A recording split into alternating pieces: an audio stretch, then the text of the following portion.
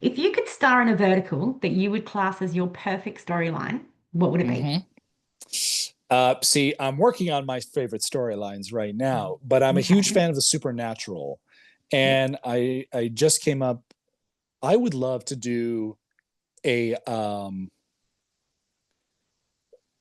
actually, if I had it my way, I would love to do kind of either a werewolf or vampire version, basically of the Lion King, Oh, where it is two brothers, two brothers, but killing the father, and the other one is exiled and has to come okay. back and sort of try to take back his pack or his company from his brother.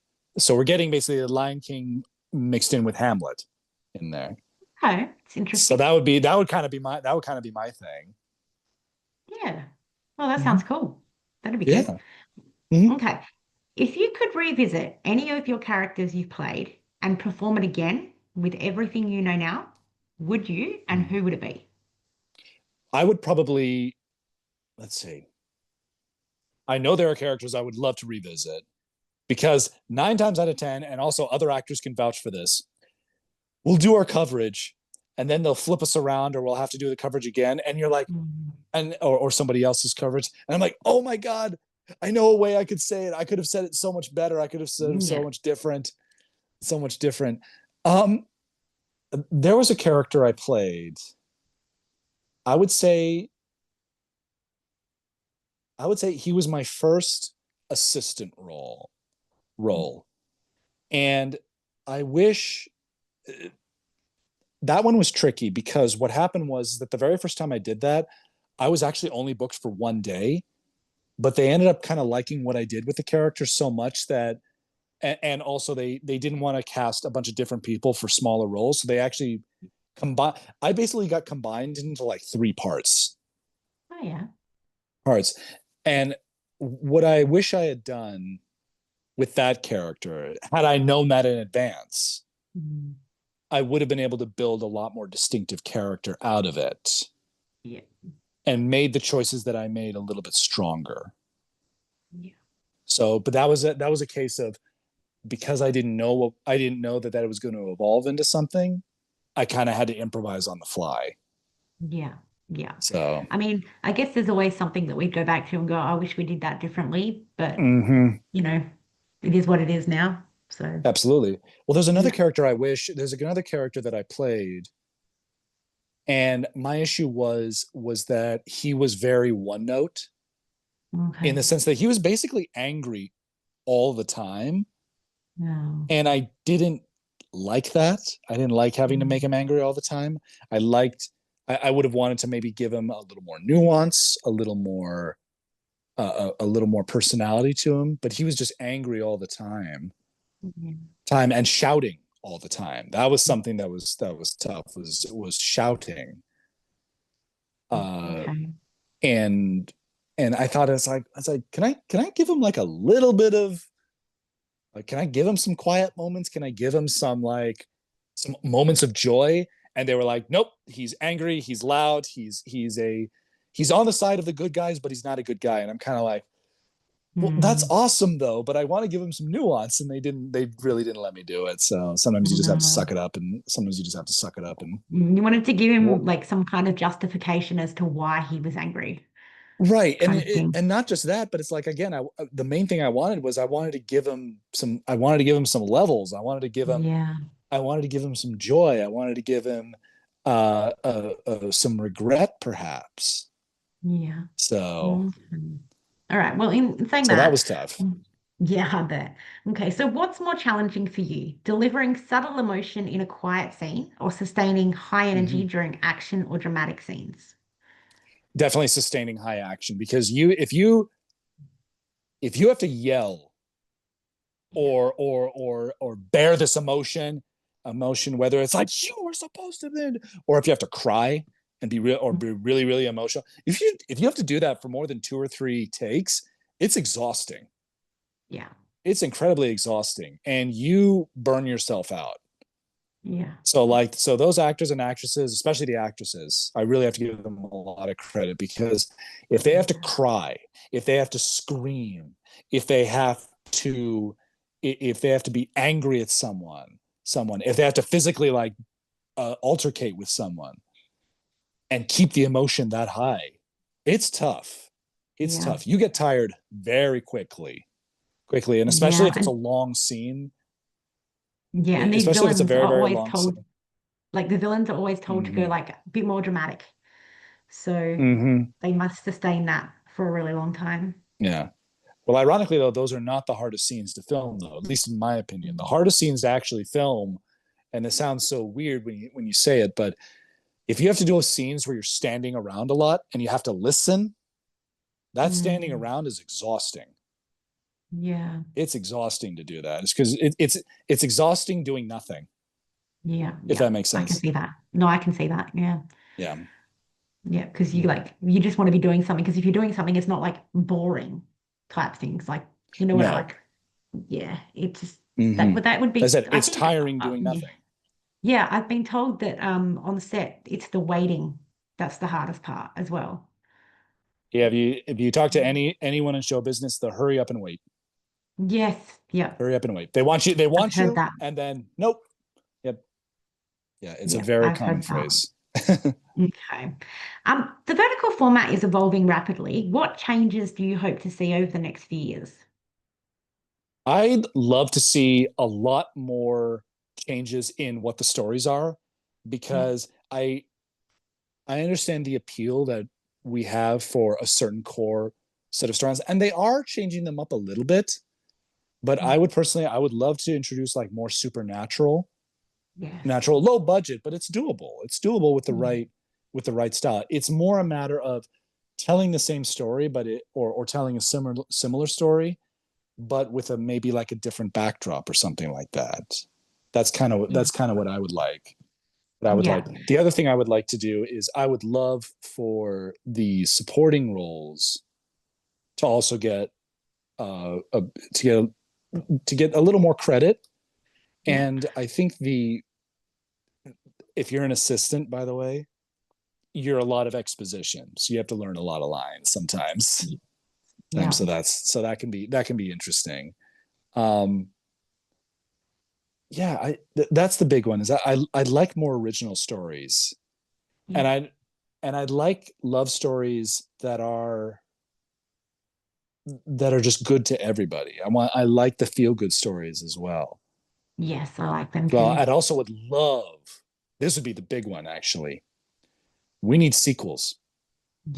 We Yes, need I a agree. lot of because let's face it, a lot of the villains don't die, Yeah, and even if they do die, their assistants are still around. A lot yeah, of times, I mean, one of my first major villain runs, the only thing that happened to me was I'm broke and I got kicked out of the house. yeah, I'm still perfect. My character is still perfectly alive and still perfectly yeah, capable of coming back. yeah, and And would want also, retaliation even more, you know? right. Well, and then the other thing is that a lot of the stories, I think, even between the two leads, even between the two lovers, half the time, those stories aren't finished yet. Yeah, They can still do more. Kind of a yeah. what is after happily ever after, Yeah, if I've that seen makes so sense. many that just don't end right. Mm-hmm. And I'm like, Yes. did they do that on purpose or no? They just didn't end it right and you Yeah. don't know whether we're getting another one. So yeah, it's hard. I'd love Mm-hmm. for some to definitely have sequels. Mm-hmm. We're due, and it also is guaranteed work for actors and crew as well. It's like, hey, they can use you even more now. Exactly. I guess it would be Mm. hard. I guess they wait to see what the audience is like before they make that decision. I'm guessing that's a Yes, big factor. So, that's a huge factor, which is funny because it's like, okay, you have a lot of options to mm, turn into sequels, but I think the amount of sequels that I'm aware of, or maybe I think there's only two that I'm aware of, mm. if Falling for a that. Superstar 2. Right. And I know there's one Um, more that I don't remember what the name is though. I know there is at least one more. yeah, no, I'm trying to think and I can't think of it at the moment either. So, but Um, that's a big and I know I'm not the only one who not only in the fandom but of the actors who it's like, I know there's a lot of actors who are really pushing and really want to do Yeah. sequels. Also, sometimes it's quite simple that it's like, we like these characters so much. Can we keep going with them? Yeah. That's Well, the other thing. I have heard that from some people that some of theirs is possibly getting a sequel, like one is being written, Mm-hmm. Yep. but whether it actually gets produced or not is Mm-hmm. completely, but look, fingers crossed that Yeah. that happens. Well, Okay. the other thing too, Yeah. good. No, no, you go. The other thing I was going to say is that in terms of like variety of storytelling, one of the things that's starting to happen is that it's actually the kind of the smaller apps and the smaller platforms that actually are able to tell different stories because they haven't been niched out at Yes. all. Because Yeah. you've got, because let's face it, all the big ones, they found their niche really early on and they've kind of stuck with it. Yeah. And the problem is that their audience is very used to that particular niche story. And so Yeah. trying to branch out, even if they wanted to, which I know a lot of them probably do, they Yeah. just don't really have the option to do that because those aren't popular. But whereas Mm. these new platforms, if they're able to get if they're able to get a success early on, they can sort of form their own niche that way. And they the, all you need is one success to start a Absolutely. trend. One Exactly. success starts a trend. It's that I want to simple. see more comedy. I want to see more comedy. That's yes. I would love to see more comedies. Yeah. And like horror and comedy are most of my answers Mm-hmm. from a lot of people. They want I thriller, know that horror. I know a lot of people are trying to push horror Yeah. because horror a lot of people know how to do them, Yeah. and horror is relatively easy to do on a low budget. As long as the Yeah. CGI is okay. That's Sometimes you don't need CGI. sometimes yeah, no, you Sometimes you don't. don't need CGI. Yeah. That's the But thing. when it's done, it needs to be done right. Yes. Yeah. Okay. Um, how do you navigate playing a character when you don't agree with their motives? I mean, that's a case of all right, what is written in front of me and how do I make it make sense? Yeah.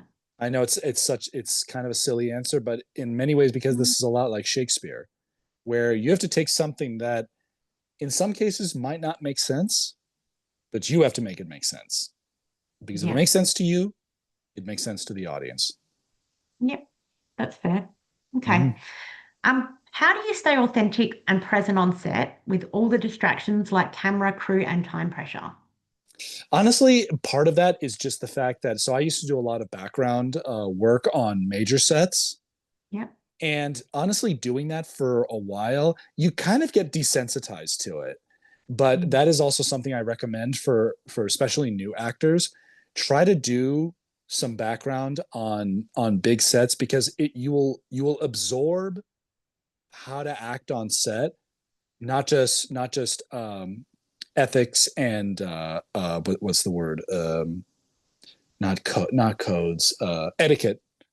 yeah. And you'll also get used to it's like, okay, you have to know exactly where the camera is because if Yeah. you mess up that shot, might not necessarily get in too much trouble, but it's like, hey, don't do that again. And if you do it as an extra, you have a lot less pressure on you. Yeah. You also get to kind of sit back and you can watch how they do Mm, things. And so again, you'll absorb and learn just by being there. yeah. Okay. So that and so you see it with a lot of people who have not acted before.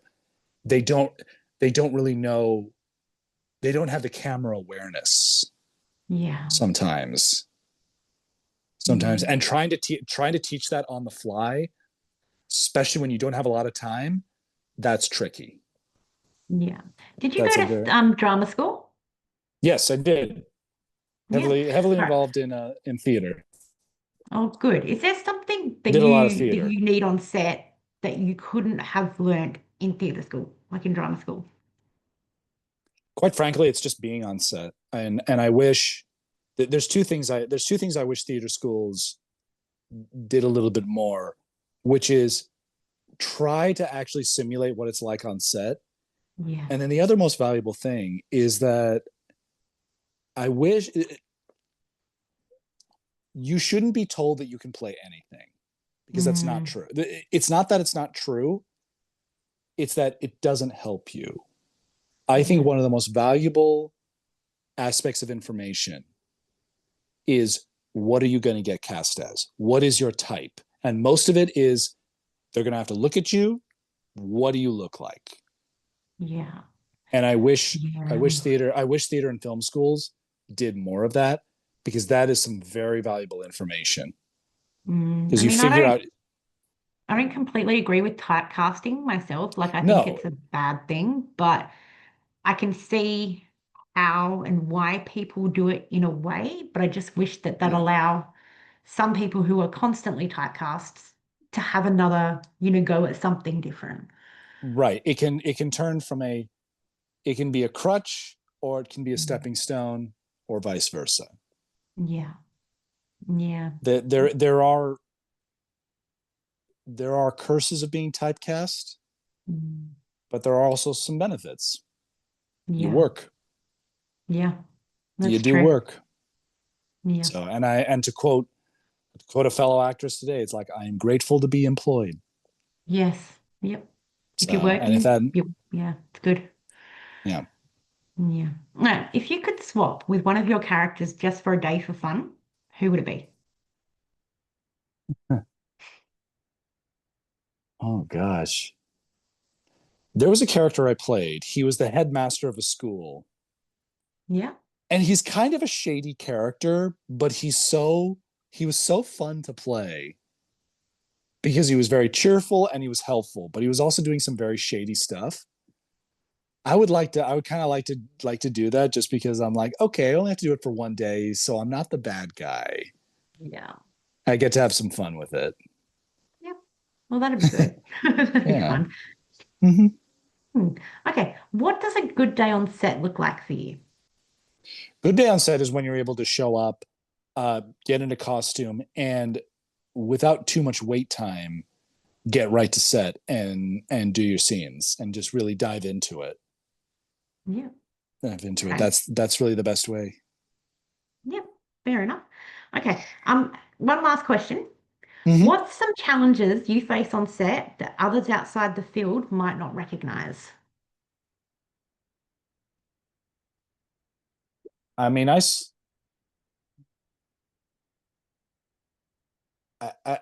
don't know if I should try but put it like this, but there is very much the notion of, when you hear the I they're not really challenges on set, it's challenges off of set that I really Yeah. suffer from. Because the challenges on set, I know what I'm supposed to do there. Yeah. My purpose is very, very clear there. It's offset that I generally suffer that I usually face the challenges. And whether it's as Okay. simple as, and whether it's as simple as, oh God, when is my next job? I don't know when I'm going to be able to work next, Yeah. to something as simple as, okay, I now have to juggle these two sets and make sure these two or three projects, and make sure they don't overlap.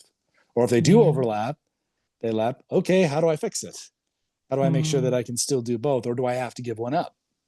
yeah. So yeah, I think on set is not where the challenge is, at least for me. Yeah. It's offset. Yeah. That would be a challenge for anybody, wouldn't it? Trying to Mm-hmm. make all that work. Yeah. It's tough, Um, one of the toughest aspects of acting in this is that you'll get offers. Sometimes you'll get multiple offers and they'll overlap, and you yeah. really do have to make a choice. Or worse, you'll have signed on to something, or you've started something, and then another project wants you, Mm, but those days overlap. yeah. I've had that happen to me at least two or three times. Mm, And you just have to, like, well, I've already signed on. I can't drop it out because it's already started. yeah. I've also You have to heard one sort of of, the biggest things for you guys is just to let it go. If you can't do yes, it, just to let it go. I know. If you can't do it, you let it go. That is brutal honesty right there. Yeah. But it is very hard, especially when it's like, oh, that would have been a fantastic opportunity, and Yeah. someone else's dream just came true because you had to give yours up. Yeah. I mean, I guess That's hard. even on like everyday life. We Mhm. always dwell on stuff, and let it go Yeah, is probably the best advice that anybody could give you. that's true. It's So, as simple as that. hmm. Well, thank you for giving me your time today, especially after Abs- work. I really appreciate it. Absolutely. Absolutely. I was glad to do it. Thank you. And Thank you you so much. enjoy the rest of your night. I shall. You enjoy the rest of your day. Thank you. I'm going to go pick up the kids soon. So Take care. thank you. Have a good day. Take care, everybody.